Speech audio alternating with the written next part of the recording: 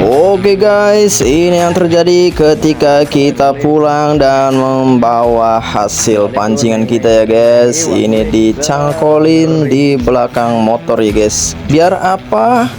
Biar dilihat orang ini kita habis mancing guys, dapatnya gede-gede gitu ya kan. Wow, mantap sekali ya guys. Namun punya kita sendiri kita sudah wadain, kita mah nggak mau sombong, kita taruh di dalam aja nih ya guys ya. Meledak.